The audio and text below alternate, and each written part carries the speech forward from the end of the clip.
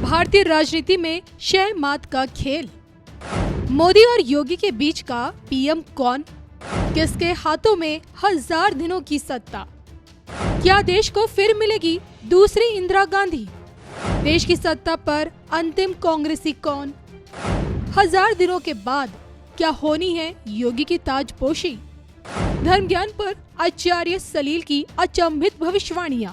Sir, अगला सवाल यही है कि जैसे कि आप ही से जाना है कि पीएम मोदी को भी आप बहुत व्यक्तिगत तौर पे जानते हैं और योगी आदित्यनाथ जी को भी आप बहुत व्यक्तिगत तौर पे जानते हैं, और देखिए आप एक ज्योतिषी नहीं बल्कि क्रिया योगी भी हैं, और आपकी मेडिटेशंस, आपकी तपस्या आपको नो डाउट कहाँ से कहाँ हमेशा लेके जाती हैं। आपको पता चल जाता है कि भाई अब आगे क्या होगा, एक अलग से इंट्यूशन आपको फील हो जाती है। लेकिन जब आप इन दो बड़ी शख्सियतों से आप मिले, इनके साथ आप रहे, तो मैं आपसे जानना चाहती हूँ कि पीएम मोदी जी के साथ जो एक ऊर्जा है, एक आध्यात्मिक ऊर्जा कहें, एक मैजिक कहें, क्या ठीक वैसी ही ऊर्जा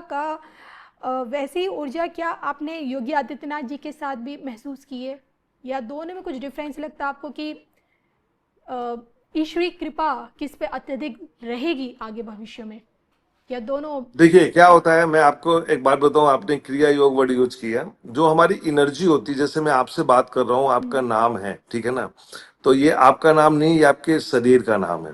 मैं आचार्य सलील, मेरी इस बॉडी का नाम है। मेरी जो एनर्जी है, थर्ड आई जिसको बोलते हैं, आपकी जो एनर्जी है, जहाँ आपने बिंदी लगा रखी है वहां पे आपकी एनर्जी वास करती है। तो ये जो एनर्जी होती है, आप इसको मान के चलिए कि ये एनर्जी का एक लंबा जर्नी होता है। एक दिन की जर्नी नहीं होती है, ये चलती रहती है, चलती रहती है, चलती रहती है। जन्म पे जन्म होते रहते हैं, एक जन्म, दो जन्म, तीन जन्म, हर साल का जो बैलेंस शीट होता है, हर जन्म का वो ऐड होता रहता है। आप मैं इस पे नहीं जाऊंगा कि मोदी जी चाय बेचते थे या कितना पढ़े लिखे, सब पे नहीं जाऊंगा, लेकिन उनकी कुंडली में राजयोग था। तो साम दाम दंड भेद मिला के वो राजयोग उन्होंने भोगा। जी। क्यों? क्योंकि वो उनकी बैलेंस शीट थी। यदि उनकी बैलेंस शीट में वो चीज नहीं होती तो वो राजयोग नहीं भोगते। मायावती को देखिए आप, मायावती उत्तर प्रदेश की 5 बार मुख्यमंत्री रही, 4 या 5 बार रही, वो उनका राजयोग था। जी। नहीं तो वही मायावती को मैंने नोएडा में जब मैं मिला था एक बार, ऐसे ही यंग था उस समय, तो मुझे लगता नहीं था कि ये सीएम बनेंगी, कभी ये पॉलिटिक्स में आ गया है। ऐसे बहुत से लोग हैं दुनिया में जो एकदम से उठ के आए हैं और राजयोग सत्ता सुख भोगा और इसके बाद निकल लिए। वो उनके पूर्व जन्म का प्रारब्ध था जो इस जन्म में उनको मिला। आपके भाग्य में जो होगा, जो लिखा होगा, वो आपको मिलेगा, उसको कोई नहीं रोक सकता।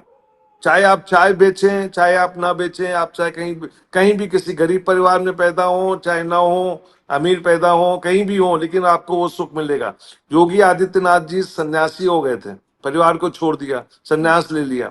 सन्यास लेने के बाद जब उन्होंने देखा कि आसपास माहौल बहुत खराब हो रहा है, तो पॉलिटिक्स में उनके उनके गुरु ने उनको आदेश दिया कि पॉलिटिक्स में जाओ। पॉलिटिक्स में गए, सांसद बन गए, एक लंबा पीरियड तक सांसद रहे।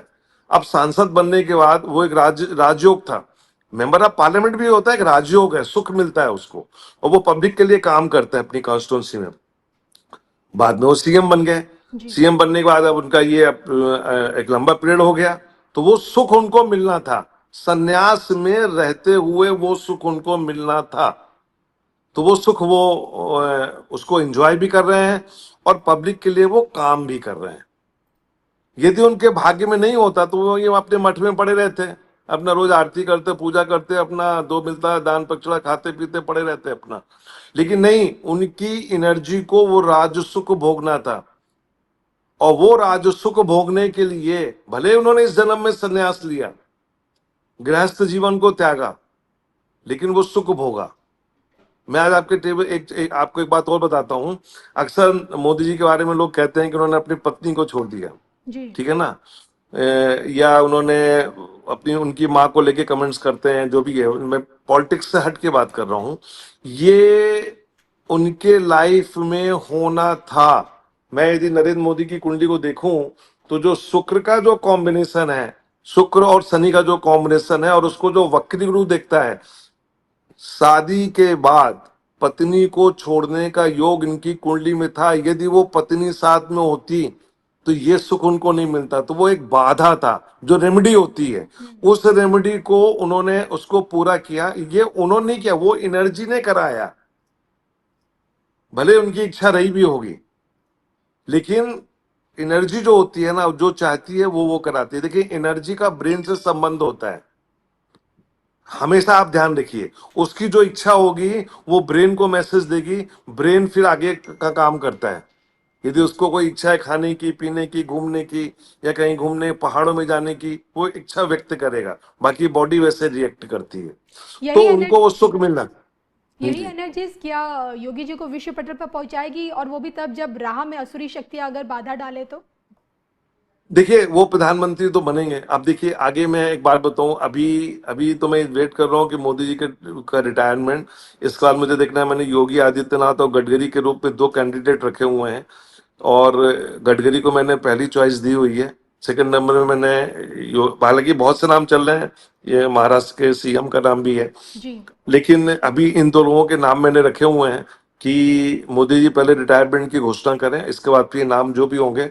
लेकिन सवाल यह है कि क्या योगी आदित्यनाथ आगे प्रधानमंत्री बनेंगे? बिल्कुल बनेंगे। इस देश के में वो प्रधानमंत्री पद को सुशोभित करेंगे।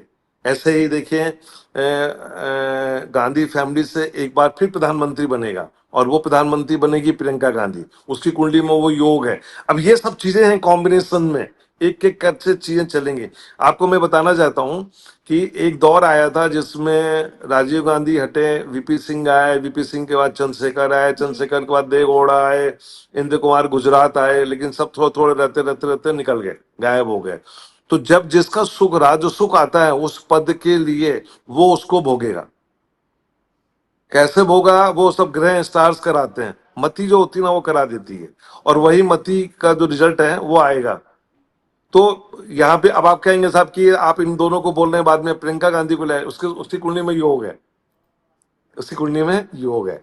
तो जब वो योग है, अब देखिए सोनिया गांधी है, सोनिया गांधी विदेश से आई, जी यहाँ रही। अब हमारे सनातन परंपरा में हम क्या करते हैं कि लड़की कोई भी हो, बहू हो जाती है। किसी की पत्नी है, किसी की बीवी है, सास ससुर की बहू हो गई, वो आके तो यहाँ क्या कर रही है? ये उसका योग था। जैसे आजकल हम लोग पास्ट लाइफ रिग्रेशन करते हैं, तो उसमें एक ही एनर्जी का कई जन्मों का देखते हैं। कभी वो इंडिया में पैदा हुआ, कभी वो बांग्लादेश में पैदा हुआ, कभी स्विट्जरलैंड में पैदा हुआ, कभी कहीं पैदा हुआ, कभी कहीं पैदा हुआ, आज वो इंडिया में है। तो जब हम पीछे जनरेशन में उसको ले जाते हैं, 7-8 जनरेशन में, तो हर जनरेशन में वो अपने अलग अलग नाम बताएगा। अलग अलग नाम बताने के बाद जी वो उसकी क्या कहते हैं, यदि कहीं कोई उसको प्रॉब्लम्स हैं तो उन प्रॉब्लम्स को सॉर्ट आउट करते चलेंगे वहां पे। तो वहां पे वो क्या होता है कि वो हर जन्म में, लेकिन एक चीज ध्यान रखिए कि हर जन्म में जो लोग रहते हैं ना, वो अलग अलग नाम से, अलग अलग रूप से, अलग अलग रिलेशन से आसपास मिलेंगे आपको। जी ये मालूम है सर, ये मुझे आप, बताया था पास्ट हाँ, लाइफ रिग्रेशन वाले लोगों ने। फाइलर रिग्रेशन होता है। तो ये जैसे मैंने अभी बॉम्बे में किया, तो एक लेडी थी, तो उसका भी मैंने ऐसे किया। तो आज से 5 जनरेशन पहले की जो प्रॉब्लम थी, उसके कारण इस जन्म में प्रॉब्लम हो रही थी, तो उसको हीलिंग करी दी कि उससे निकले वो। तो ये है जी। तो नेक्स्ट सर पूछिए, और सवाल क्या है? बिल्कुल